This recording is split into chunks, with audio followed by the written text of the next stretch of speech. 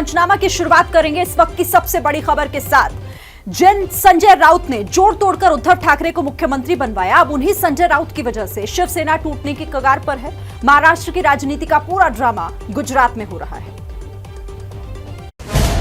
फिर एक बार संकट में है सरकार, क्या गंवानी पड़ेगी कुर्सी? कैसे होगा बेड़ा पार?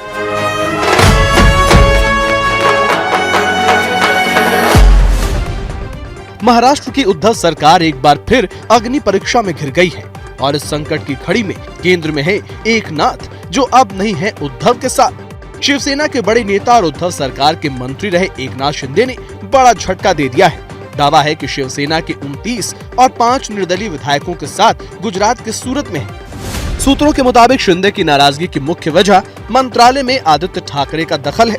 सीएम ठाकरे से बातचीत नहीं होना और संजय राउत की दखलंदाजी है। शिंदे की बगावत पर शिवसेना भी सख्त रवैया अपनाए हुए है। शिवसेना ने एकनाथ शिंदे को विधायक दल के नेता के पद से हटा दिया है। वो मंसूबे लेकर अपने आप को किंग मेकर समझकर कुछ लोग जो काम कर रहे हैं वो सफल नहीं। विवाद के बाद शिंदे ने सोशल मीडिया पर बयान जारी करके खुद को बाला साहेब का सच्चा सिपाही बताते हुए कहा, कभी धोखा नहीं दूंगा। शिंदे के शक्ति प्रदर्शन से सरकार हिल गई है। दूसरी तरफ महाराष्ट्र पुलिस जबरन ले गए विधायकों की गुमशुदगी के एंगल से एक्शन की तैयारी कर रही है।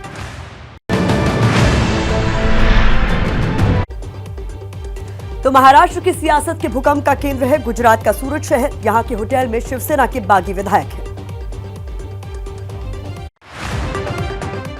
सरकार की सूरत बदलने वाला समीकरण गुजरात के सूरत से ही तय होता दिख रहा है। सूरत में अचानक महाराष्ट्र नंबर की गाड़ियों की हलचल काफी बढ़ी हुई है। बागी एकनाथ शिंदे विधायकों के साथ सूरत के होटल में रुके हैं। शिंदे को मनाने शिवसेना की तरफ से मिलिंद नावरेकर और रविंद्र पाठक को सूरत भेजा गया, जबकि फडणवीस के करीबी बीजेपी विधायक संजय कूटे की गाड़ी भी सूरत में ही नजर आई है। यहाँ सियासी गेम के साथ महाराष्ट्र का अंक गणित समझना जरूरी है। शिवसेना के 29 बागियों के पाला बदलने के बाद महाआघाड़ी के पास 123 विधायकों का समर्थन, जबकि बीजेपी के पास संख्या 148 हो जाएगी, जो कि बहुमत से ज्यादा है। खबर यह भी है कि शिंदे विधायकों के साथ सूरत से अहमदाबाद जाने वाले हैं, जहां उनकी मुलाकात अमित शाह, जेपी नड्डा और फडणवीस से हो सकती है।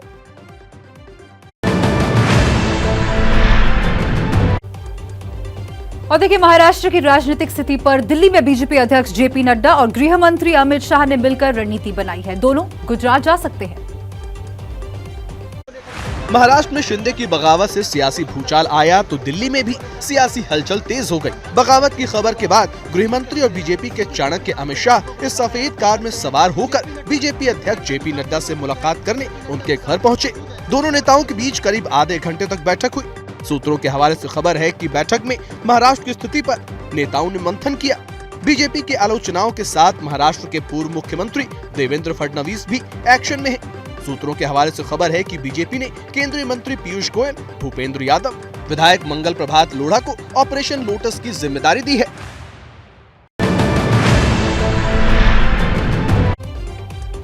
दरअसल महाराष्ट्र में बीजेपी के ऑपरेशन लोटस ने शिवसेना के खेमे में खलबली मचा दी है और इसके सूत्रधार महाराष्ट्र के पूर्व मुख्यमंत्री देवेंद्र फडणवीस हैं। मेरा पानी उतरता देख मेरे किनारे पर घर मत बसा लेना। मेरा पानी उतरता देख मेरे किनारे पर घर मत बसा लेना। मैं समंदर हूं, लौट कर वापिस आऊंगा। महाराष्ट्र के सियासी संकट के बीच महाराष्ट्र के पूर्व मुख्यमंत्री और बीजेपी नेता देवेंद्र फडणवीस का ये बयान वायरल है। फडणवीस ने ये बयान 2 दिसंबर 2019 को दिया था। बताया जा रहा है कि महाराष्ट्र में ऑपरेशन लोटस के सूत्रधार देवेंद्र फडणवीस ही हैं। ऑपरेशन लोटस से उद्धव सरकार पर संकट के बादल मंडरा रहे हैं, यानी कि ये देवेंद्र फडणवीस ने जो बात 2 साल पहले कही थी, उस बात को सच साबित करके दिखाया है। देवेंद्र फडणवीस महाराष्ट्र में बीजेपी के सबसे बड़े नेता हैं। महाराष्ट्र में फडणवीस के चुनावी रणनीति का कोई सानी भी नहीं है। हाल ही के चुनावी नतीजे इसकी गवाही दे रहे हैं।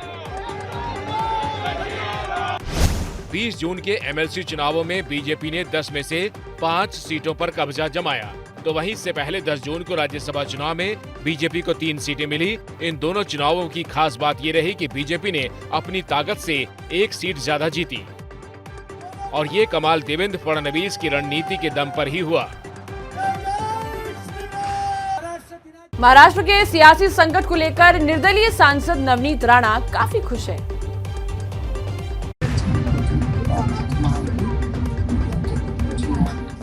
महाराष्ट्र की निर्दलीय सांसद नवनीत राणा हवाई जहाज में बैठकर हनुमान चालीसा का पाठ कर रही हैं। महाराष्ट्र में मची सियासी हलचल के बीच नवनीत राणा दिल्ली के लिए रवाना तो हो गई, लेकिन निगाहें महाराष्ट्र की सियासी जमीन पर ही टिकी रही। सीएम उद्धव ठाकरे के घर के बाहर हनुमान चालीसा पाठ विवाद में जेल काट चुकी नवनीत राणा सरकार पर आए संकट से काफी खुश हैं। राज्य के राजनीतिक हालात को नवनीत राणा ने उद्धव सरकार के जाने का काउंटडाउन बता दिया। ऑपरेशन तो मुझे लगता है कि जो उनकी महाविकास अघाड़ी के विधायक वो खुद ही कर रहे हैं, क्योंकि वो अपने कर्तृत्वों से ही होगा। जो मुझे लगता है हमारे महाराष्ट्र में जो हो रहा है संकट मोचन सब ठीक करेंगे। विपक्ष ने यशवंत सिन्हा को राष्ट्रपति उम्मीदवार बनाया है। एनडीए उम्मीदवार पर फैसला अब से कुछ ही देर में कर सकता है। सूत्रों के मुताबिक उपराष्ट्रपति वेंकैया नायडू एनडीए के राष्ट्रपति उम्मीदवार हो सकते हैं। इसी को लेकर आज उपराष्ट्रपति वेंकैया नायडू के घर बीजेपी नेताओं का तांता लगा रहा। गृह मंत्री अमित शाह, बीजेपी अध्यक्ष जेपी नड्डा और रक्षा मंत्री राजनाथ सिंह ने उपराष्ट्रपति वेंकैया नायडू के घर जाकर मुलाकात की। बैठक जरूर हुई है वेंकैया नायडू से, राजनाथ सिंह, अमित शाह और जेपी नड्डा की, लेकिन अभी तक आधिकारिक तौर पर इस पर कुछ नहीं कहा जा रहा है। लेकिन तीनों नेता यहां पहुंचे थे, कर्टसी कॉल बताया जा रहा है। और चूंकि ये बैठक इसलिए भी महत्वपूर्ण है क्योंकि आज शाम को 7 बजे बीजेपी पार्लियामेंट्री बोर्ड की बैठक होनी है, जिसमें यह माना जा रहा है कि बीजेपी जो एनडीए की तरफ से राष्ट्रपति पद के उम्मीदवार होंगे उस पर चर्चा हो सकती है और उस पर अंतिम मुहर लग सकती है। वहीं विपक्ष ने टीएमसी नेता यशवंत सिन्हा को साझा उम्मीदवार बनाया है। जरूरत पड़ी तो चुनाव 18 जुलाई को होंगे और नतीजे 21 जुलाई को घोषित किए जाएंगे। और आर्म्स एक्ट के दोषी बिहार के बाहुबली विधायक अनंत सिंह को सजा मिल गई है। अब उनकी विधायकी जाएगी। AK-47 और हैंड ग्रेनेड केस में अनंत सिंह को 10 साल की सजा हुई है। इसी केस में अनंत सिंह करीब 2 साल से पटना की बेऊर जेल में सजा काट रहे हैं। MP MLA कोर्ट ने अनंत सिंह के नौकर को भी 10 साल की सजा सुनाई है। जिस भी ऑफेंस में है उसमें 10 साल की सजा दी गई और सारी सजाएं 7 साल चलेंगी। दोनों सेंटेंस पर स्टे होगा, हाईकोर्ट से मेंबरशिप नहीं जाएगी। निश्चित हाईकोर्ट जाएंगे। आरजेडी विधायक अनंत सिंह को AK-47 और ग्रेनेड मामले में MP MLA कोर्ट ने 10 साल की सजा सुनाई है और अब इसी के साथ अनंत सिंह की विधायकी भी जा सकती है। दरअसल लोकसभा और विधानसभा में ये प्रावधान है कि किसी भी सदस्य को 2 साल या उससे अधिक की सजा होती है तो उनकी सदस्यता खत्म कर दी जाती है और वो सांसद या विधायक पद के लिए अयोग्य माने जाते हैं। अनंत सिंह पटना के मोकामा से आरजेडी के विधायक हैं। 2019 में मोकामा के लदमा गांव में उनके घर से हथियार मिले। हथियारों में AK-47 के साथ 26 गोलियां, एक मैगजीन और हैंड ग्रेनेड मिले थे।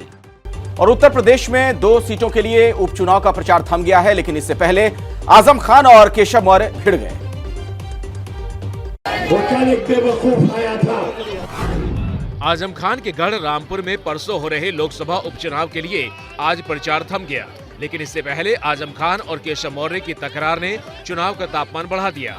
भगवान राम के अपमान का आरोप लगाते हुए आजम खान ने केशव मौर्य के लिए बेवकूफ शब्द का इस्तेमाल कर दिया, तो वहीं केशव मौर्य इसे हार की खींच बता रहे हैं।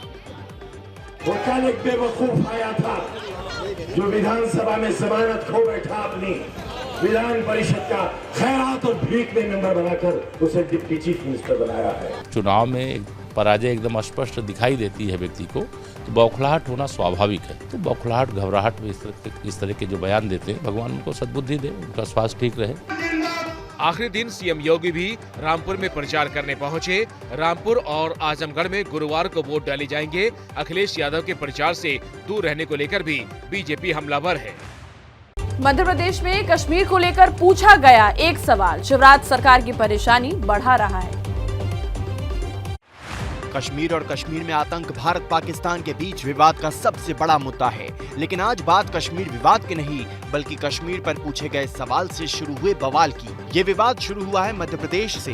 दरअसल रविवार को मध्य प्रदेश लोक सेवा आयोग में एक सवाल पूछा गया, क्या भारत को कश्मीर पाकिस्तान को दे देने का निर्णय कर लेना चाहिए। इसके साथ तर्क भी दिए गए कि इससे देश का धन बचेगा। दूसरा तर्क, नहीं, ऐसे निर्णय से इस तरह की मांग और बढ़ेगी। सवाल को लेकर अब शिवराज सरकार पर सवाल उठ रही हैं। जहां पर हम कोई कॉम्प्रोमाइज नहीं कर सकते, कश्मीर का एक इंच नहीं दे सकते, पाकिस्तान जैसे शत्रु देश को उसके ऊपर सवाल पूछा जा रहा है MPPSC के ऊपर, ये निंदनीय है। शिवराज सरकार किस तरह का संदेश देना चाहती है, ये बहुत बड़ा सवाल है। देश की अखंडता के खिलाफ पूछे गए सवाल को लेकर जांच की मांग उठ रही है। राष्ट्रीय सुरक्षा सलाहकार अजीत डोभाल ने कहा है कि अग्निपथ योजना से अग्निवीरों को अनुभव, पैसा और सम्मान सब मिलेगा। उनकी ट्रेनिंग, उनका डिसिप्लिन उनको समाज में एक ऊंचा स्तर देता है। उसके बाद उनके पास एजुकेशन भी है और ये टॉप ऑफ इट है कि सरकार ने कहा कि 10% CPMF में होंगे, वो सारे रास्ते खुले हैं। उसके बाद उसके पास में 11 लाख रुपए के लगभग पैसा भी है। अग्निपथ योजनाओं से युवाओं को फायदे गिनाने के साथ साथ NSA अजीत डोभाल ने बताया कि कैसे ये योजना भारत सेना के भविष्य से जुड़ी है। यदि हमें कल की तैयारी करनी है तो हमें परिवर्तित होना पड़ेगा। आवश्यक इसलिए था कि ये सारी का सारा जो एनवायरनमेंट है भारत के चारों तरफ सारे संसार के अंदर में वो बदल रहा है। भारत का वो देश जिसकी सबसे यंग पॉपुलेशन है, उसकी एक ओल्डेस्ट आर्मी है, तो हमें उसको ठीक करना था। नेशनल हेराल्ड केस में भी राहुल गांधी से ईडी की पूछताछ लंबी होती जा रही है। राहुल से आज ईडी 5वें दिन पूछताछ कर रही है। कांग्रेस सांसद राहुल गांधी गाड़ियों के इस काफिले के साथ आज सुबह एक बार फिर ईडी के दफ्तर पहुंचे। ईडी के सूत्रों के मुताबिक राहुल सवालों के जवाब सही से नहीं दे रहे हैं, इसलिए बार बार पेशी हो रही है। राहुल गांधी से 5 दिनों की पूछताछ के दौरान ईडी सवाल पर सवाल दाग रहा है और राहुल गांधी जवाब दे रहे हैं, लेकिन ईडी सूत्रों के मुताबिक ईडी राहुल गांधी के जवाबों से संतुष्ट नहीं है। ऐसे में राहुल गांधी से होने वाली पूछताछ लंबी चल सकती है और ये तो आने वाला समय ही बताएगा कि राहुल गांधी के जवाबों से ईडी संतुष्ट होता है या नहीं। उधर ईडी की राहुल से लगातार हो रही पूछताछ को लेकर नाराज कांग्रेस कार्यकर्ताओं ने आज फिर सड़कों पर विरोध प्रदर्शन किया। कांग्रेस कार्यकर्ताओं ने पार्टी दफ्तर से जंतर मंतर तक मार्च भी निकाला। पुलिस ने कुछ कार्यकर्ताओं को हिरासत में भी लिया है। चलिए पंचनामा में अब बात कर लेते हैं मौसम की। बिहार का शोक कहे जाने वाली कोसी नदी उफान पर है।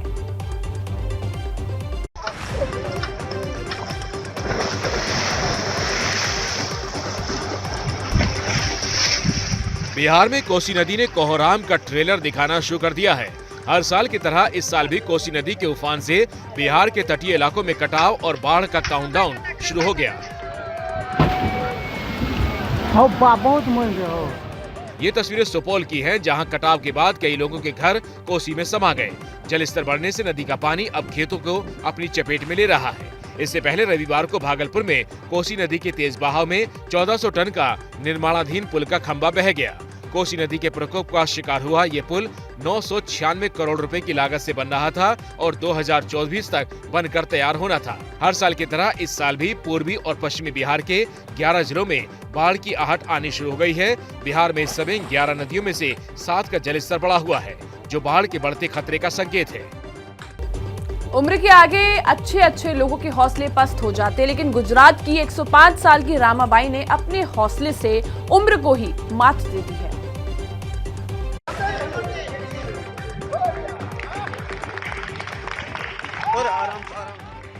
रेसिंग ट्रैक पर दौड़ लगाती ये 105 साल की रमाबाई है।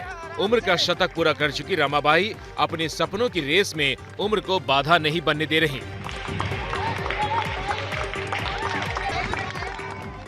गुजरात के वडोदरा में आयोजित राष्ट्रीय ओपन मास्टर एथलेटिक्स चैंपियनशिप में 100 मीटर की रेस जीतकर रमाबाई ने अपने नाम रिकॉर्ड बनाया है।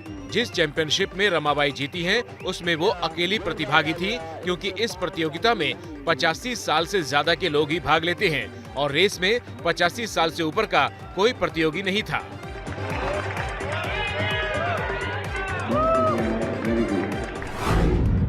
एक 105 साल की रमाबाई के जज्बे ने यह साबित कर दिया कि उम्र तो महज एक नंबर है। अगर सपने पूरे करने की जिद है तो उम्र कोई मायने नहीं रखती। अरे आराम से